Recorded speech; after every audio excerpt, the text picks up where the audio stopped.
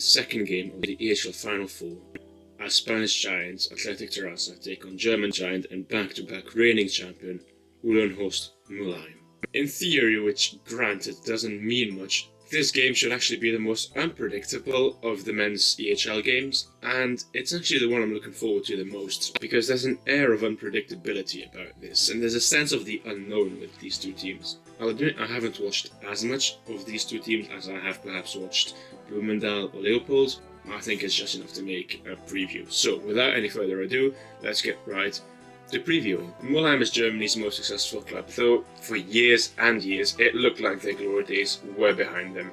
Their most successful days came in the 50s and the 80s, and especially in the 90s. That was until 1718, when the club in green were one of the few that managed to disrupt Rot-Weiß Köln's absurd stretch of dominance after succumbing to the finals twice already in 2010-11 and in 12-13.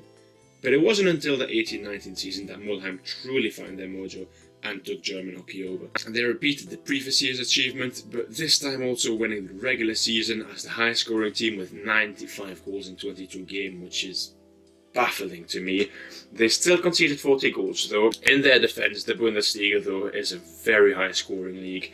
And so far this season, the German champions stand first in Pool A, 9 points ahead of second place. This isn't a lucky stint or a drop-off from Mannheimer or from Harvester or Hamburg. So this is only the start of a really exciting project for this team. 91 goals in 23 games is mightily impressive, as is the fact that they're actually the joint most successful defensive team. Which is very interesting, because usually we'd have teams that focus on offense and they concede quite a lot, or vice versa. Very strong defensive teams that don't tend to score a lot. Mülheim's truly found the formula that combines both. But the key to this success is youth and energy. Mülheim's official website indicates a squad of 29 players. Of these 29, only 4 of them were born before 1995, and astonishingly 11 were born in the 21st century, with many of them being born just 1 or 2 years prior to that. This influx of youth represents an opportunity to start from scratch and an opportunity to create a well-oiled machine for years and years to come. It's abundantly clear Mülheim is turning up to score goals. And in terms of scoring and star power, Tim Hersbruch is the main man. With 29 goals, he finished first in scoring in the Bundesliga in 18-19. The undisputed number 1 for penalty corners is Lukas Windfeder, who sits on 13 this season, 9 of which on the penalty corner, but it would be unwise to focus solely on Hersbruch or on Windfeder, as there's an absolute open play beast in the form of Malte Helvig. 21 goals from open play ranks him as first in the Bundesliga very comfortably, 9 ahead of second place. But expect energy and a fast-paced attacking game from this young and very well-balanced team. But what about Terrassa? Well, most people will know Terrassa as 1/3 of the Spanish Big Three. Only 2 Spanish championships have ever gone another way than Terrassa, Polo or Egara, the last one coming in 1976. Terrassa last won it in 16-17 after a 4-year dry spell, and you could argue that their most successful days are perhaps behind them, or not yet here. So winning 8 of 9 possible championships between 2004 and 2012, many of the players that would go on to define Terrassa had just entered their prime, or they had just emerged. Nowadays the club from Catalonia possesses a blend of international experience and youth, which seems to have worked in their favour. And the reason for that is that in 17-18 the club finished in 5th place in the regular season with just 7 wins from 18 games. Goal scoring was still very acceptable, though the leaky defence was faltering and uninspiring. And this truly started the shift in Terrassa's ways, opting to bring in youth, give hungry and energetic players a shot, whilst also keeping or reacquiring useful and experienced players who perhaps are coming to the latter stages of their career. Goal scoring, but especially defending, have improved drastically, and the club moves up 3 spots to second in the standings next year, 1 point behind Polo. Last season, though incomplete, saw Terrassa leading the pack, and this season sees Terrassa still in first place, fighting off a charge from rising star Club de Campo. Much like their opponents, Mülheim, Terrassa leads the way in goals scored, though it's substantially less than the German counterparts, and defensively 22 goals in 19 shows that perhaps the defensive woes are a thing of the past.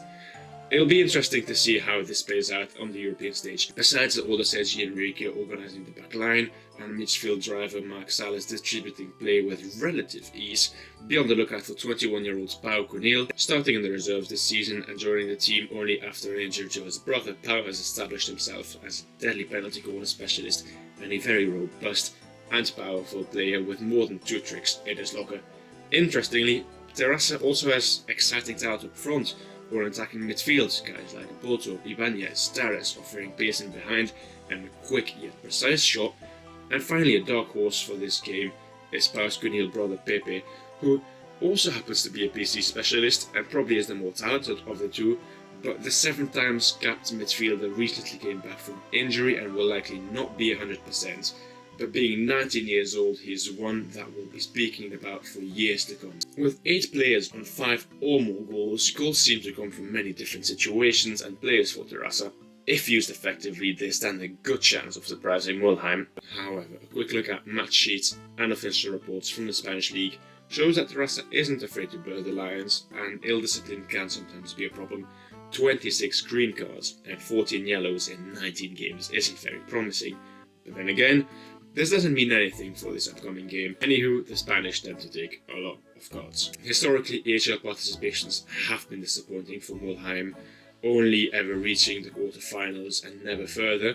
And Atletic Terrassa's EHL history is very similar, often stumbling in the round of 16s or the quarterfinals, though they did reach the semi-finals once in 2015-16, which they ended up losing, as well as the bronze medal game. Many players from that squad still remain, and they'll most definitely use that setback as fuel for their fire. Terrassa therefore has the advantage of a better EHL record.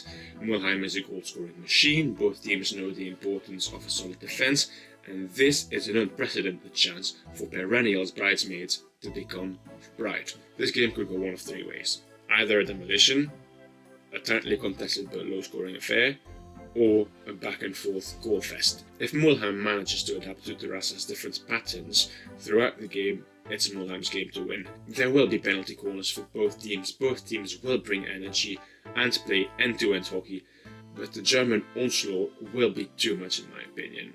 Though again, I have been wrong before.